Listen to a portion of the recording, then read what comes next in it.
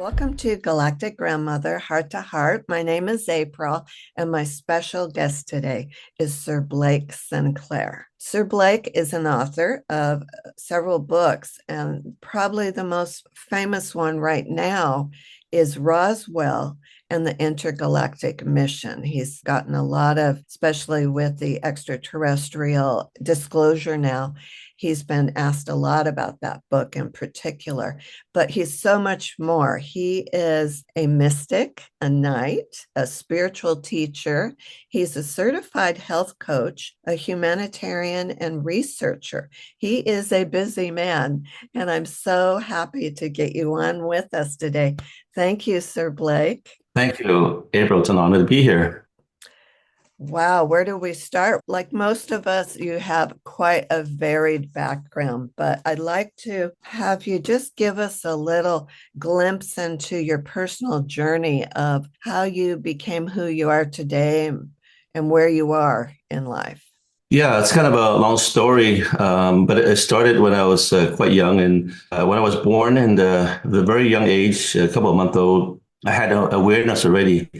And I was aware of the environment, the people around me, and their reactions. And at an early age, I would have kind of weird dreams. Before there were dreams, I would have a very high-pitched sound, which Oh, kind of permeated my body.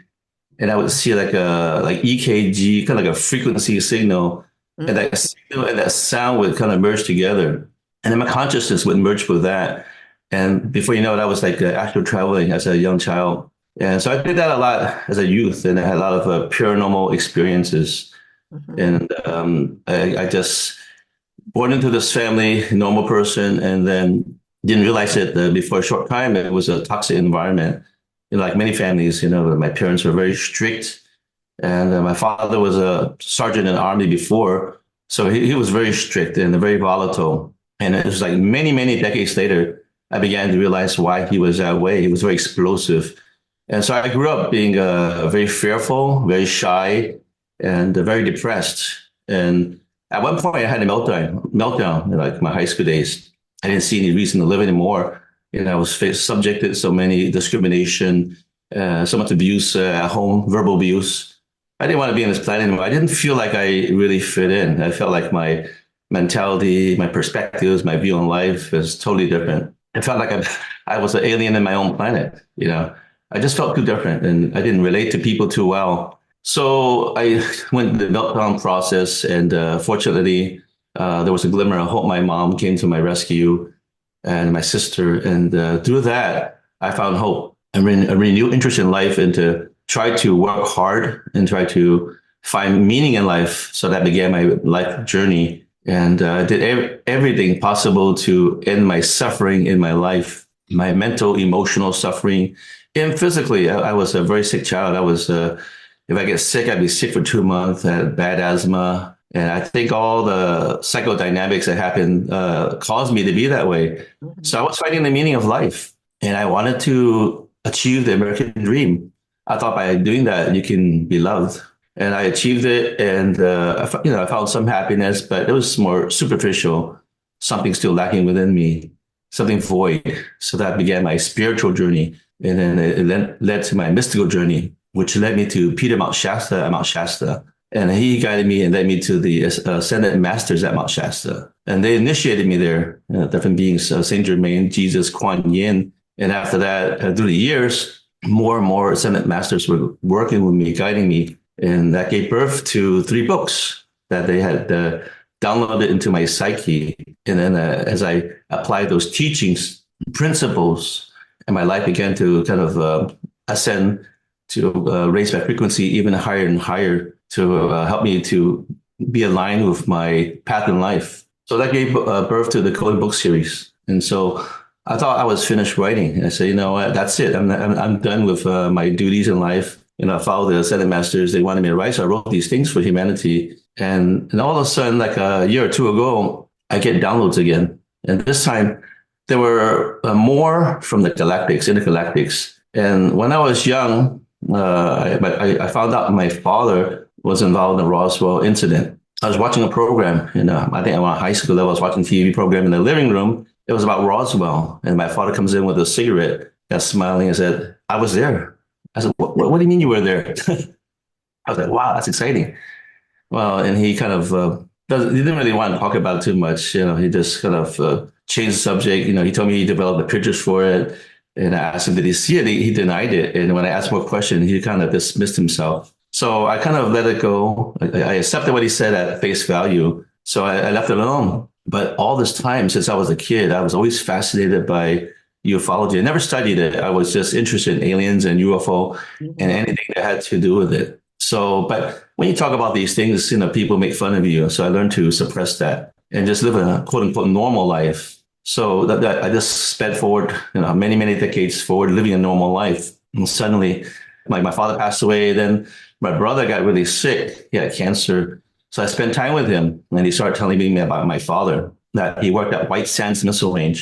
And that was the Area 51 of the 1940s. And he told me he had met Werner von Braun, and Oh. he's the founder of NASA. Mhm. He was part of that Nazi scientists, rocket scientists that were brought over after World War II. Paperclip. Exactly, Operation Paperclip. Yeah. Yeah. They were brought over, and they were brought over to White Sands Missile Range. So prior to that, my father was already working on the V2 rockets that were retrieved during the war. They were trying to reverse engineer it. And so when they came, they continued that research, that free space program, which led to NASA. And so my father was there during the 1940s, and he was a sergeant in the army, and he was also a photographer, and he was involved in the various projects. And so when my brother passed away, I met with other relatives who also told me about my father and that he spoke German, and that's something I didn't know about, and that he was part of that Trinity nuclear bomb testing. And Oh. so I was like, wow, he was involved in all these things. And so I didn't really know my dad at all. So I began to research, started my brother, and led to my cousin, and led to family and friends and so forth. Even later on, I used different experts too, and people who were part of top secret programs to get more information. So I accumulated a lot of information about my dad. And meanwhile, I'm making all these connections around the world with people who had sightings, people who had contact, people who had different experiences, my labs, and meeting different experts, and meeting people who were connected to different councils. So I Mhm. get all this information. I get the information about my father, but I had no intentions of writing a book. Then the downloads began again. And I know that's the time that they want me to do something. And they wanted me, the Intergalactics wanted me to write a book. And I said, no way. I'm not going to write a book, especially with this kind of topic. I'm a professional. People are going to make fun of me, Yeah. and I'm going to lose friends and so forth. But I just kept on getting the downloads, and I kept on getting more and more information. So when I look at the bigger picture, my father, his involvement with Roswell, and all these connections I had, I said, I can't hide this anymore. Humanity needs to know the information. And I know that there's a lot of misinformation going on out there. So I prayed about it. I meditated about it. And one day, I'm connected to this avatar, a famous Indian saint called Sri Anandamaya Ma. She came into my life 2 years ago in a visionary dream and telling me what to do and who to meet and leading me to Acharya Mangananda, one of her disciples. At the time, I didn't know who he was. I just knew he was a friend on Facebook and a musician. And sure enough, when I met with him, after being guided to meet with him, found out that he's a direct disciple of her. And he carries the title to be able to teach her teachings. Oh. The perfect person to meet. She told me to learn from him and also to hear his kirtan music. In fact, I'm going there tonight. And by listening to that music, devotional music, it connects me with her.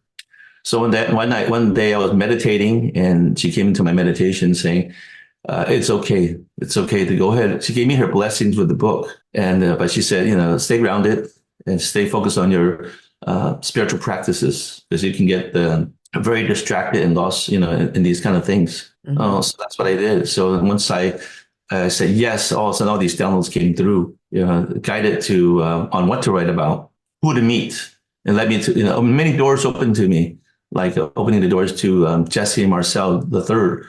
And he's the grandson of the guy, the intel officer, the first military person to go to the crash site.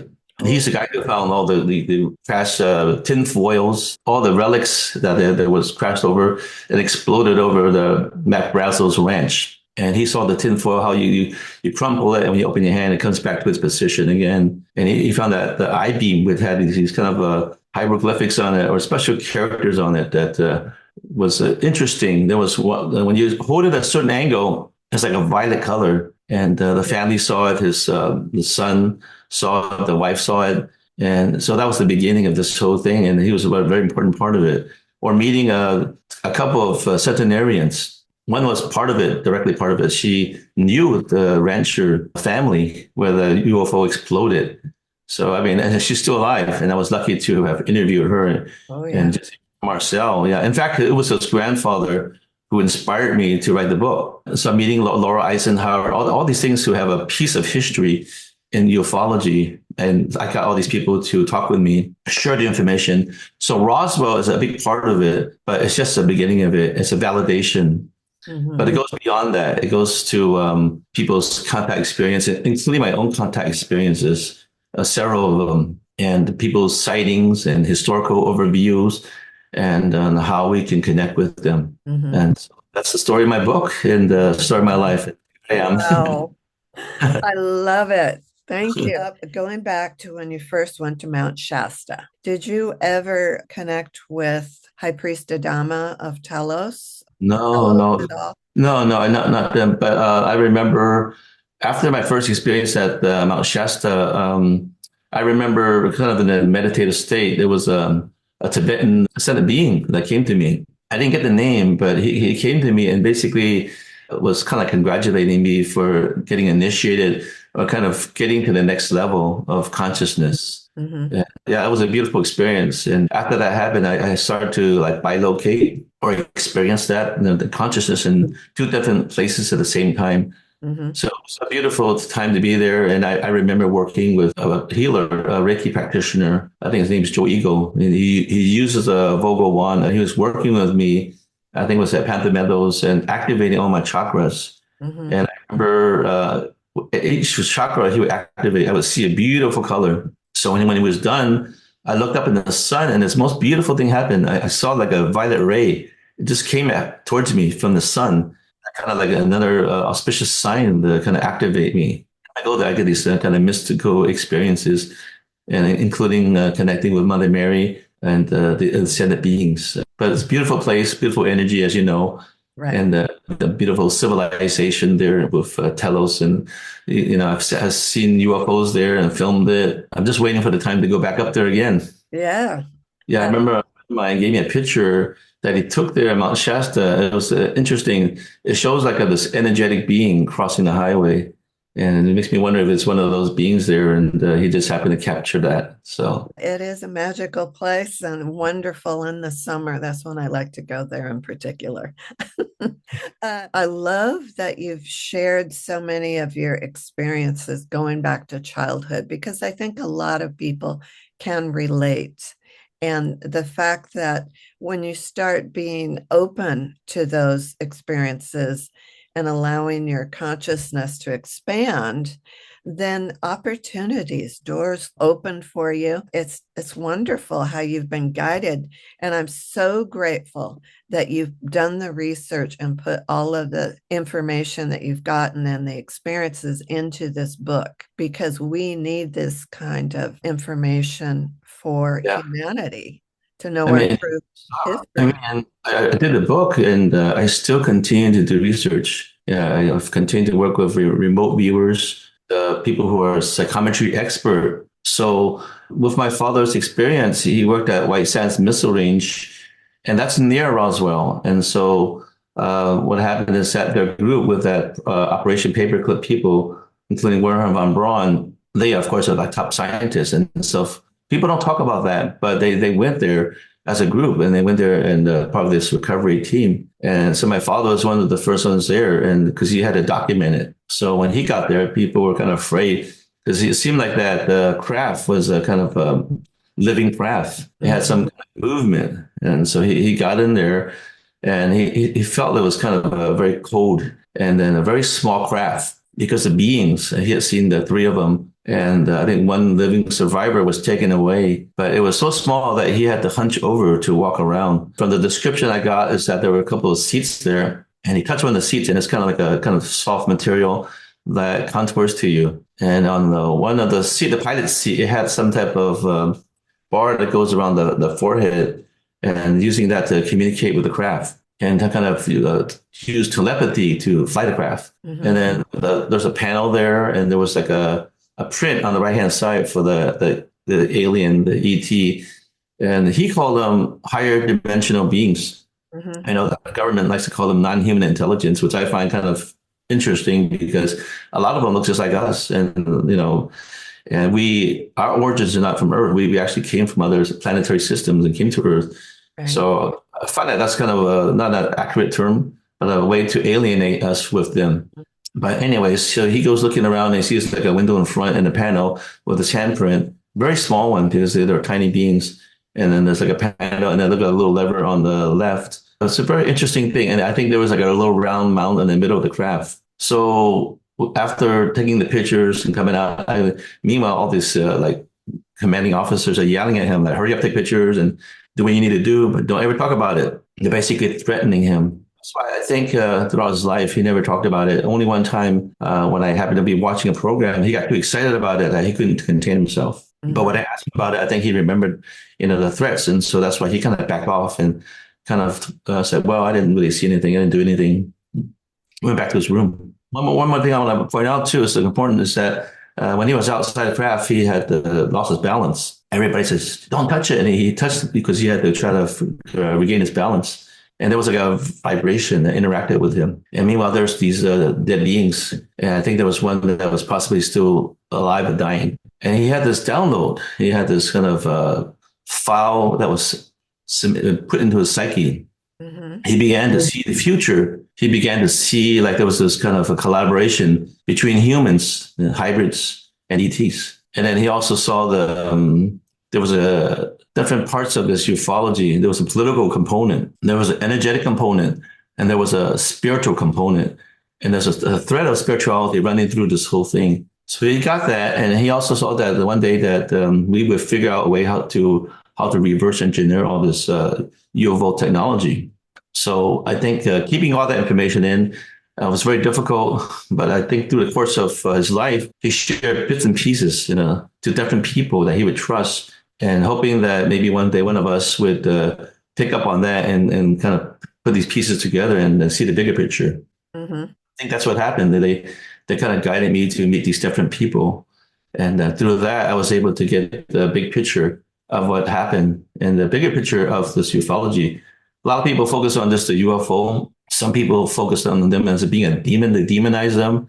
They don't realize that it's just basically family. I mean, friends, relatives, of us, and that they're longing for our unity in terms of civilization and reconnection with them. So that's the bigger picture, and that we are not alone. That's basically Roswell, the validation, and then that there was a survivor, and that surviving ET worked with our government that paved the way eventually for this alliance and collaboration between us and them. Although we seem to deny it, but secretly they're working with us and helping us and evolving us in our technology. And they have the technology for health, and that's slowly being brought over to us. But it's a beautiful thing that I think they've been waiting for a long time for us to move ahead and go interstellar. We just have to get from our kind of what do you call it, the barbaric ways. And they don't like nuclear bombs and all that. And then that's what happened when we tested the nuclear bomb in 1945. That caught their attention. They released it in the sacred area of White Sands, and that goes back thousands of years. And it's like portals, and it's a sacred land for the Native American people. And so that kind of affect the fabric of the cosmic web. And so that's why they began to appear at the White Sands in the Roswell area. And my father and others had seen the UFOs before they crashed it, and there were a couple of naval officers that were reported of seeing these UFOs fly over it. One scientist saw one land there at the White Sands Proving Ground. It was the same place. They just changed the names at different points. But even the Lieutenant Colonel Corso had a UFO land there, and he interacted with the ET there. So it was a kind of a mystical, magical place to be during the 1940s. Did they find out where these beings were from? Well, the ones from the Roswell ones, they're a type of gray aliens, but they're different than the typical gray aliens that we were kind of referred to that abduct people. Some people believe they're from the planet Serpo, and there was a project called Project Serpo, And at the end of the movie, at the close encounter, there's a scene with all these military people going to this mother craft. And supposedly that was inspired by the true story of that Project Circle, where we made this kind of alliance with the military to do this kind of adventure together and in exchange for the dead aliens.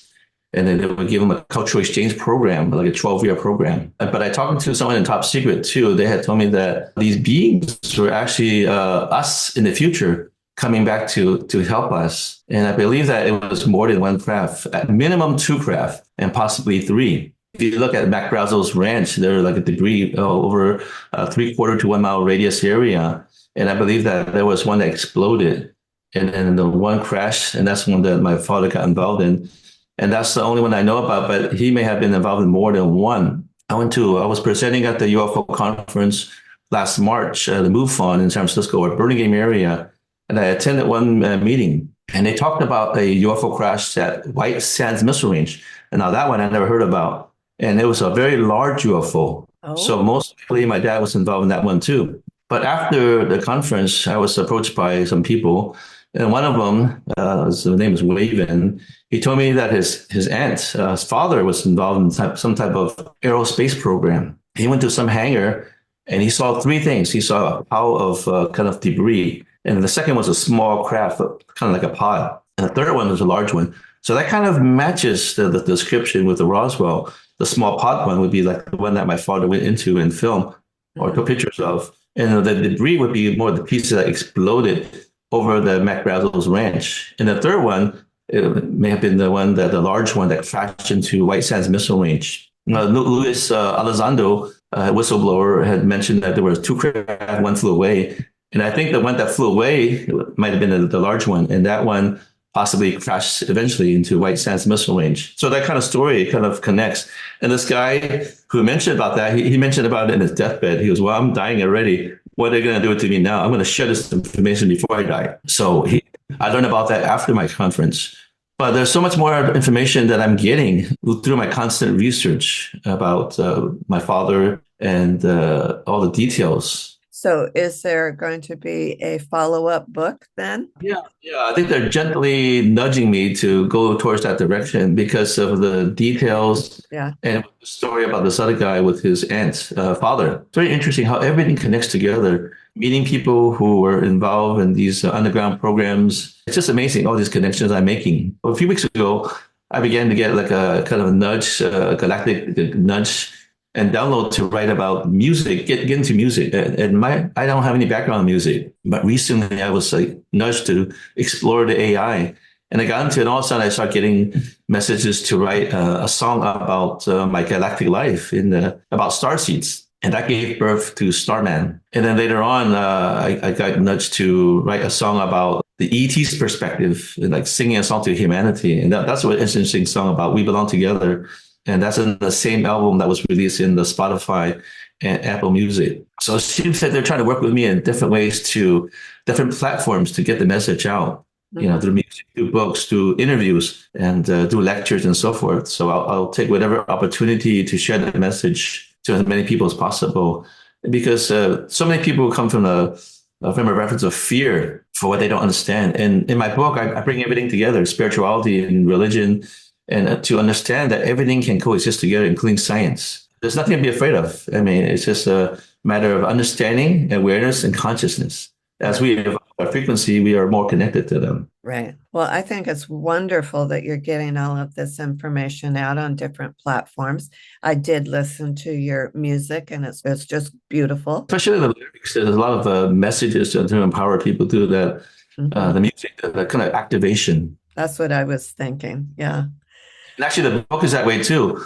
The book, I have different affiliations with different people who are connected to different councils or galactic councils. And I don't know, I was just guided to ask them. I said, hey, you got a message for humanity. So I think we have 4 different groups of ETs sharing their message to humanity. And that message was shared on the Coast to Coast AM radio 2 years ago. And then in my book, released last year, if people read that, they hear that. And then there's also kind of light codes that are weaved into the book. If you read it, it activates that consciousness. And wherever you are, it activates you further. If you already have contact experiences, you have more. If you never did, you may begin to have it. but it helps you get to where you need to be to move in the human's consciousness. I really do believe that when we're in our creative process and downloading all of our creativity, that it contains light codes. It contains activations for people that are interested. What were the four extraterrestrial groups that gave messages to you? Andromeda Council is one of them, and there was an Ashtar Command through Janet Dewar. I think there was a Syrian Council. The other one, I think she was more of the Council of Light, a very high level being that lives in, I think, Singapore or in Indonesia. But she gave kind of a light code message. Yeah, those are the main ones. But I have different ones working with me as well. I didn't know where the information was coming. I just know I was getting download information. So I kind of talked and worked with Melanie Aguirre. She's a ED Galactic channeler, and she didn't know much about my background, but she came up with she felt very strong. It was like mantis information, mantis beings, prominent beings that also were working with me. So there's at least 4 or 5 different ET groups that are kind of working on downloading information to me. And I can call it channeler, but I kind of like I'm not like the channelers where they have a two-way thing. My antenna is open, and whatever needs to come through, it comes through. Mm-hmm. Sometimes I'll messages just in meditation, but I just I just open my consciousness, and it's either allow the ascended beings to bring that information through me, or galactic beings. And it happens when I meditate and when I'm at peace and in harmony. And if I don't do it, they keep on sending a message and prompting me over and over until I do it. So okay, I'll do it. And then as soon as I write everything, it's like, okay, we'll let you rest a little while.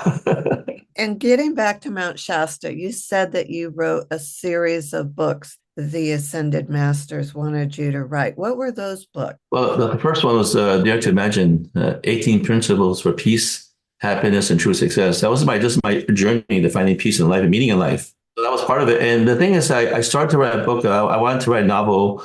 It was supposed to be like a comedy. And then that's how I got into this. And I started, instead of getting information about my research, I started getting downloaded information. I said, no, you're not going to write about that. You're going to write about love. You're going to write about compassion and things like that, health and wellness, all these things that tie into spirituality. Then I started listening to it. I said, okay, I listen and write. Sometimes it would happen when I'm driving. Sometimes when I'm sleeping, just any time of day it would come. Too much information would come. I would just kind of get a recorder, and then I would hear it, and then I would say it and record it, so that way I won't forget it. And then the second book was Beyond Imagination, and that's in my mystical journey, and it's principles of how to reach higher consciousness and following the mystical path, connecting with God and connecting to the Ascended Masters. And somehow I was connecting to the galactic beings, but I just didn't know it. I just opened my mind and things would just come through.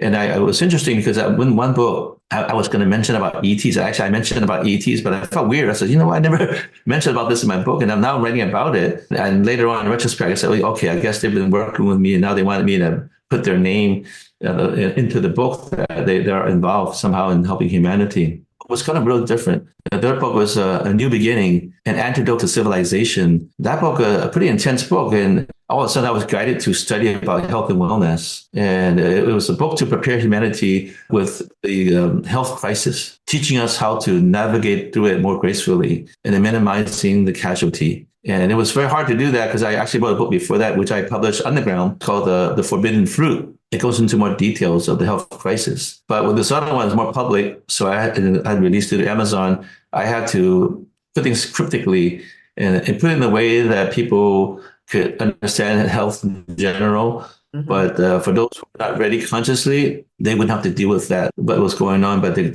reap the benefits from reading information on how to boost your immune system, how you can minimize the suffering, the physical suffering, the emotional suffering. It's a book about how to become a modern day yogi, a book about ascension. It's 500 pages. It's a pretty intense book. It's more like a resource manual. And I was talking about the microbiome. This is back in 2019, before anybody was talking about that. And so that would happen to me a lot, as a kid. So my dad had his initiation, if you will, in Roswell, White Sands Missile Range. And then I had my own with encounters with the different ET species. And so they kind of guided me in helping me get this information to humanity. For those who embrace the information, it can raise their consciousness. It can end their suffering mentally, emotionally, physically, and spiritually. And so I think they're kind of preparing humanity for this this contact, and more contacts are happening, more and more sightings are, people are seeing more UFOs, and then. And 2 years ago, I had talked about how there would be disclosure, and people laughed at me on shows as, "Oh, that's never going to happen." Now you see it's happening. They Mhm. released over 180 files, and on this government war website about UFOs. And from so Intel people tell me that more and more information is going to come out about it. And it's all about moving our planet to the next level. This paradigm, this negative paradigm of the matrix is collapsing, and more light is coming to the planet, more balance, more unity is coming to the planet. People are waking up since 2019, 2020. So a lot of things are happening, and it goes along with different prophecies and where are we in our planet. But I believe that rather than waiting, we need to be a co-participant with it. We need to Oh, yeah. co-create the reality. We Mhm. need to co-create this timeline. And there's a lot of still negative energies out there and entities trying to keep us enslaved in the matrix. So it's up to us to live in light, in love, and not in the fear.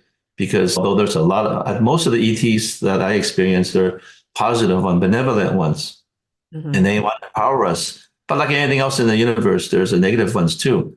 And that's what I see. I see in the beginning of time, there was a bifurcation of consciousness, one that connected to the source, and the other one was kind of disconnected and connected to the ego. And so when you're disconnected, you don't have that source of sustenance. And so you have to create scenarios to create ways of getting that loose energy Mhm. sustains them. And that's what's happening on the planet behind the scenes, behind the curtains of Oz, the dark Oz. They're orchestrating things to try to create this war, create these scenarios to cause us to be angry, to be divided.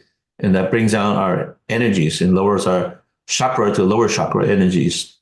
So that's why I think I was guided to start creating this music and not only create those galactic music, but create music that's positive, positive words and raising your frequency up. So Mhm. that's one way. And if more artists can do that, that affects people in a great way through frequency, through meditation, through the quantum entanglement, we can connect and together raise the consciousness of the planet.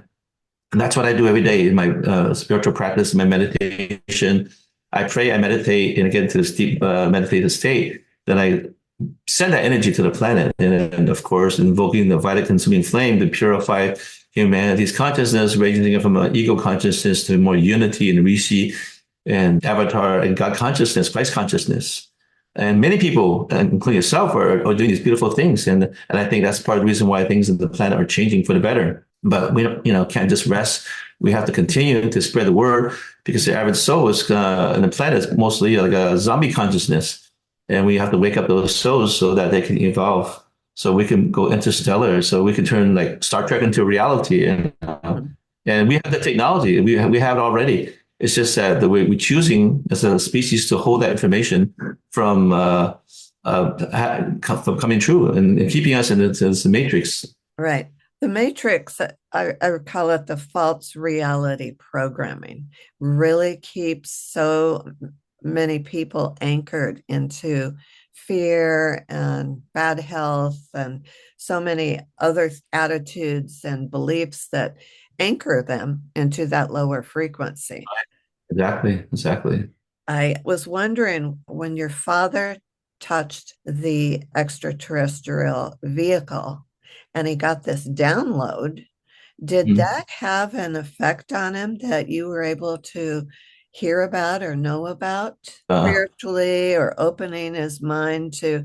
I mean, it had to have had some kind of an effect on him. I think it did, but I think he was afraid to talk about it. But Oh, I opened him, and he would talk about things, seeing certain things, and we used to think he was crazy, seeing beings or something like that. And we thought we were just hallucinating. But now in retrospect, probably it activated and opened his third eye. But people don't talk about that back then. right. So when you see weird things like that, you just think you're crazy. And so I think he just bottled up everything. Mhm. And that's why he would just blow up all of a sudden and was an explosive personality. But he found comfort in the Coast to Coast AM radio Art Bell show for years. He was an avid, he listened to the show all the time. Oh, I think he found peace with that because he could hear about other people's story and he could live vicariously through them and then feel that he was not alone, that other people were going through the same thing he was going through. So without that, I don't think he would have done too well. He did too. He began to mature and come to peace with himself. But when he was dying on a deathbed, he was trying to tell me something, and I'm sure some of these things he wanted to tell me, but he couldn't speak anymore. I was trying to get him to write, and he couldn't edit anymore. But through all these means, through the research, through the interviews, through all these, even talking to one of the top psychics in the world to confirm and validate things, and they validated that what he said about not seeing anything was false. He lied about that, and he had seen things. And then so when I researched deeper with family and friends and so forth, then we find out that, wow, he not only did he see it, but he was actually deeply involved with it. But I remember that one of the other members of the military had mentioned to other people about his involvement. He told everybody in the base, and the next day he was silenced, and then he was either relocated to another base or something happened to him, but he was gone basically. So it Oh, was a difficult thing to do. I mean, you can't really talk about these things back then. right. And they really threatened you, and if you did, they would kill you. So I think that's part of the reason why he did not mention a lot to us. He mentioned the minimum, but to other people who are not directly involved, he would share that information, people he could trust. And Hmm. fortunately, I was able to connect the dots and bring that information together. Oh, good.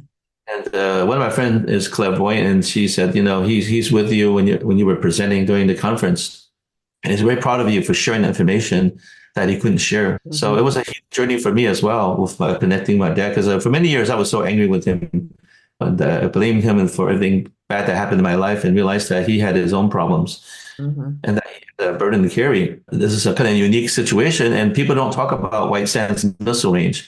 They talk about the people who are seeing the UFO crash outside of it, near the Roswell area. That's where the Roswell Army Airfield team went there, and he was part of the cleanup team too. And he found these little aluminum foils too that you crush it and then release it. It comes back to its position. So Hmm.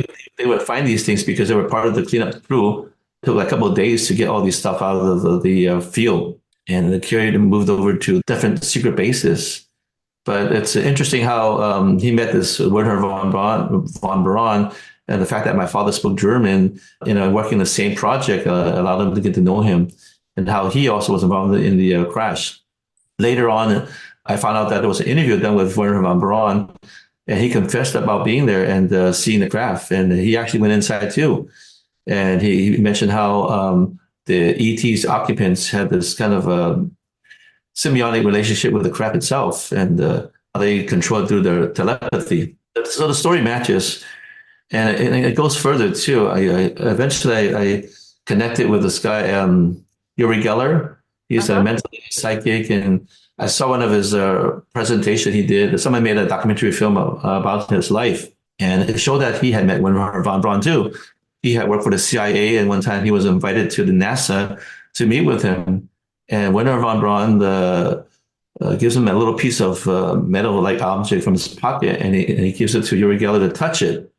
He touched it. He knew it was not from the planet. It was from another civilization, and he felt that piece was conscious. It was alive. And then so Werner von Braun goes to his vaults and he brings out a bigger piece. The same thing. He touches it and feels the same thing. It's alive and it's not from our planet. So then Werner von Braun he brings him to in a limousine. They go to a secret base somewhere and go down 3 levels. And they go into this area and they see he sees all these ETs. So they were in this all these chambers being sustained. So the Nazis, Prisoners? Like uh, prisoners? no, Place? I think they're like retrieved dead aliens, ETs, and they were kept in these kind of cryo chambers, and a Oh, bunch of okay. them. Germans had privileges, and they had special privileges, and he was not just anybody. He was a rocket scientist, and so he had access to all that information. Yuri Geller, as a young adult, had seen that, and he claims that he had taken pictures, and he's shown on the video that he has the actual film. And when the time was right, he was going to develop it and give it to President Trump to as part of the disclosure. So that remains to be seen. But all the story they tie in together. It's beautiful. But the part is really hard because I'm trying to validate my father was there, and when he called the military, they can't find any record. But yet I have a picture of him there. I have his story. I have some of his things that he had during the military, some of the binoculars that he used during the 1945 when they were looking and testing for the nuclear bomb. And my father had met Dr. Oppenheimer. He mentioned about how he had a kind of odd personality. So when I interviewed Jesse Marcel III, and he said, yeah, when he talked to his grandfather mentioned the same thing, how Dr. Oppenheimer had a kind of odd personality. So all these kind of stories, they kind of validate each other. But the bigger thing is that the message of the book, it's more important. The bigger picture is that we need to evolve further. We need to stop what we're doing that's affecting the planet and to wake up and smell the deception and realize that we're not alone and that they're not evil. Because during Werner von Braun, when he was on his deathbed, he had told his assistant that there were three things we need to worry about. This is communism, and that's spread. And then there's also terrorism that happened already. He talked about actually four things: some meteorites or asteroids and warning. And then the last one was fake alien invasion. So that's part of the agenda and the narrative that's working behind the scenes. Some of the documentary films that are made, they're saying that they're a threat to national security. It's not really about national security because they've been working with these beings all along since 1940s or even earlier. Mm-hmm. I mean, the Germans were working with these ETs in the 1930s. They have this secret relationship going on, and it's not a threat to national security; it's a threat to national insecurity. I think about the human consciousness expanding. Once we realize who we are and realize the divinity, the greatness of our consciousness, and what we can do and create with our mind, when we get into higher octaves, like the ETs, they're us in the higher octaves. Right. The higher octave we go, the more we can manifest and create. And I spoke to some guy that worked with these secret programs, and he said that he's a very high level, and you can create realities in your consciousness when you evolve higher in an octave. So that's the true threat, is that we come together as a species of human consciousness, and we can change the time and create reality through our minds and through our collective consciousness. It's just technology. It was meant to be shared, not to be hoarded by the few, like free energy, like free care and all that kind of stuff. There's technology that could change our whole way of living and allow us to be free beings to live a beautiful life and to connect with the rest of the universe and galaxy, and not to live in a piece of rock and called Earth and thinking that we're the biggest thing. We're just a small speck in the cosmic universe. There's so much more to explore, and we need to get on with the program and make this Gene Roddenberry's Star Trek come to reality and explore this whole universe and coexist with these ETs. They're not bad guys. They're just our friends and family and relatives and ancestors. We need to take our place in the galactic community. All right. I love your message. I love everything that you've already talked about, but let's change direction completely here. I know a lot of people are going to want to know about the Sir Blake Sinclair. That comes from a humanitarian order, correct? Can you just talk to us about that? It's actually, it came from a royal family, the Ghassanid dynasty, and they were Christian kings of the Middle East. And they had different orders, and they had different knighthoods. And they used to call them equestrians because the knights, they would ride on horses. So they called them equestrian. One of the orders is the Equestrian Order of Michael Archangel. And they were the original defenders of Christianity. So before the Crusaders came, like 500 years or 400 years before them, through the wars, through the different rise and the fall of civilization, they lost a lot of the political power, but they still retained some of the royal rights. And that led down to 1,200 years later to the Prince Garios. And he's the head of it now. And now it's more of a humanitarian order to help the people in the Middle East, in Lebanon. It was kind of, they work with the UN, a lot of educational things that the prince does. And he's a brilliant genius, basically. And I think they call it Mencius. And he's published like 100 books. He's a total genius. And he works to try to find ways to help humanity. So now it's a humanitarian order. We invite people from all faith, from Hinduism, from Buddhism. And Prince Garius himself is he studied Tibetan Buddhism for over 30 years with a lot of advanced lamas. And some of the teachers of Dalai Lama was also his teacher, too. So he's a very enlightened being. And we met at the fundraiser, and I shared some of my books. I talked with him for about an hour. And he had his chancellor contact me to invite me to be one of his knights. So I've been in knighthood for a couple of years. And I'm a hereditary knight, part of this order called Christ Pantocrator, which is in memory of this famous battle of this princess and of the 100 warriors who fought this Persian army. Like the movie called 300, yeah, they beat this Persian army. But with the movie, they actually had the support of the Greek army as well. It's a memorial of that memory of that. And so each individual, this exclusive order, is one represents one member of that famous battle. So that's one of them that I belong to. And then the Equestrian Order, Michael Archangel. So I work with the order to recruit and find good quality people to support the order, the vision of the prince and the order to help empower people. It's a beautiful group, and it's good brotherhood, sisterhood. You do good work, and you're allowed to be part of this genealogy of something that's historic. And the Royal House of the Sun that I'm part of is one of the oldest orders in the planet, and they work with other royal houses as well. And it's a nice group where, if anybody's interested, just contact me and we can talk about it and see if you're interested in join us in the vision for empowering humanity.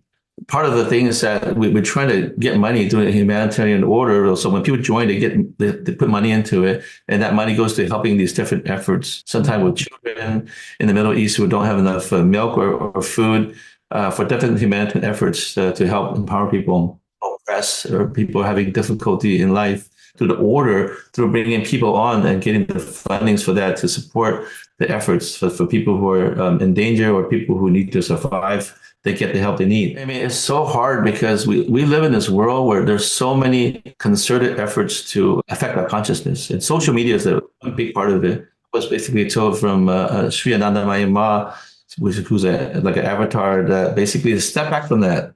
Mm-hmm. I actually made a decision to get off Facebook for about a month or so, just to focus on my spiritual practices. Because it can be a fun thing. I use it to educate and empower, but it can also be a type of addictive thing. They create it in a way that makes people be addictive to it. Mm-hmm. Even if you're learning things, you become addicted to it. So anything addiction, attachment is not good for you mental and emotionally.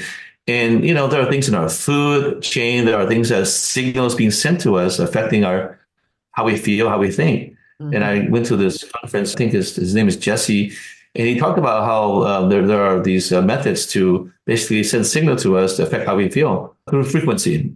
Right. And so frequency going on, and he was saying that there's certain supplements you can take. I think it's called the Masterpiece that you take. That I think is the Zionite inside of it. It helps to detox you, and it minimizes the coagulation of the graphene oxide, all these nanobots in you, and all things they spray in the air that from coagulating and creating this reality that basically allows you to be manipulated easily. And there are a lot of people who are light beings that are being attacked that way.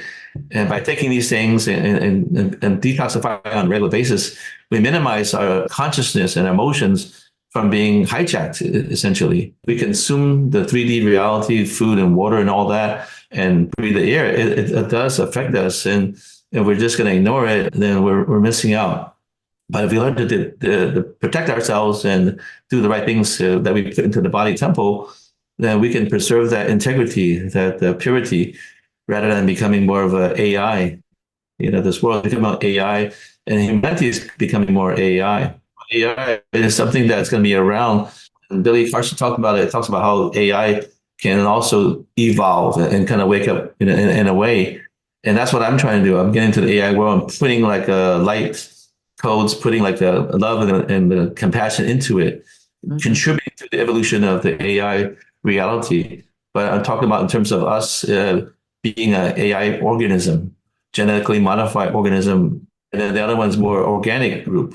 So it's better to be more organic. So it takes effort, it takes awareness, it takes protocols, it takes know-how. And I think that's part of the reason why the New Beginning was created. That book was published because of that purpose, to help us open our eyes into what we can do to start changing our lives for the better, inside out. Through these cosmic beings and through our own collective work together, we can kind of modify, put more organic energy and light into the planet and into our water systems and the elements. And I think once we've raised our consciousness and reunited with our higher consciousness, we're above that lower frequency net of fear and AI interference. And that's what the goal is right now. That's right. Absolutely. I am so grateful for you. and so grateful you're on the planet and doing what you're doing for all of us now. I'm so happy that our mutual friends put us together, They're Daystar beautiful. and yeah, and Blue. Yeah. They're beautiful souls, and I met them through the conference and working with them through DMT and Uh-huh. connecting. It's interesting because I had my first one there at the conference with them, and it opened my eye to this another reality. And the being that I saw, the first being I saw was a mantis being, and it Mm-hmm. was right there. And that was one of the beings that worked with me during one of my contact encounters in Fairfield, California, where I was lost on a farm. And the channeler, Melanie Aguirre, had seen that in her channel that was one of the beings working with me. But it goes beyond one lifetime. These beings, they work with you many lifetimes. And Mm-hmm. I think in some ways my father was chosen to be that channel or the vessel for them to communicate through. I think he was the only one that was not afraid. Everybody was afraid of these the craft and the beings. The fear of excitement. He wanted to meet them. Mm-hmm. He saw them fly in 1945, and he called them the higher dimensional beings. And he said, "Wow, I wish one day I would meet him." And little did they know he would thrust into the center of this thing because of his compassion towards them, and because of my past life connections with them too. In Egypt, I saw clearly my contact with them. And through our regression, I saw how when I died as a healer in Egypt, that they came and received my soul. It was very interesting. And there was, I think, in Jalisco, Mexico, there's a place where they find a lot of relics. I think over 6,000 years old. Mm-hmm. And there was one that I saw at the conference, and it had a picture of ET, two ETs, and they were kind of receiving this ET that passed away on this table. And it kind of reminded me what happened in Egypt when I died as a healer, and that soul was going up. And instead of angels, these ET beings received my soul and took me away. And my friend, who's a top psychic, one of the top psychics, Avery Torres, she validated it. She saw it, and she was interested with that particular situation because she said, interestingly enough, these ETs who work with you during that time period are still alive. So they kind of follow you through different timelines, through different lifetimes. She said that they're supposed to make contact with me again during this lifetime. So I'm just waiting for the opportunity for that next contact because I think I had at least a couple of contacts already. I think it's important that we continue to make that communication with them. A lot of people on the planet are making contact with them on a regular basis. People are filming them, talking to them, and including one that's called Billy, which is in my book. It's an orb, and he communicates with this girl on a regular basis. Her name is the girl from the star. I follow her from Mexico all the way to North Carolina, and she talks to him on a regular basis. An interesting thing about him is that he looks like an orb, but we took a picture, or she took a picture and zoomed in a screenshot, and you can see a face actually in that orb. And I put that on Coast to Coast Radio, and I put it in my book so you can see that there are these beings. It's not just a hallucination, but they're beings that exist. I actually communicated with him through her live for the telephone and asked her for his assistance one time with a relative. And it was amazing. The next day, my relative was really ill, began to get better. We are not alone, and we're meant to have this contact and this beautiful relationship. And it's like this is the real paradise that we're supposed to be living in, where we have harmony with the inner earth beings and the interdimensional beings and beings from another planet and so forth. And it's a beautiful universe, and we're meant to commune with it, oneness with Wow. God and all its creation. Oh, I just thank you so much. I love our time together. I would like to get you on again because my mind's already thinking of all of these other topics I'd like to talk to you about. Yeah, well, thank you so much for giving me a voice and a platform to communicate and share the information. I usually pray or meditate before it and to ask to be a vessel to share whatever I need to share to humanity. Mhm. And you give me this opportunity. You're a beautiful soul and you do beautiful work, and an honor to be here. And whatever else I can do to support you, and I would be honored to do that. Thank you so much. You have a blessed day, and we will talk soon then. Thank you. You as well. Thank All you. righty. Bye bye.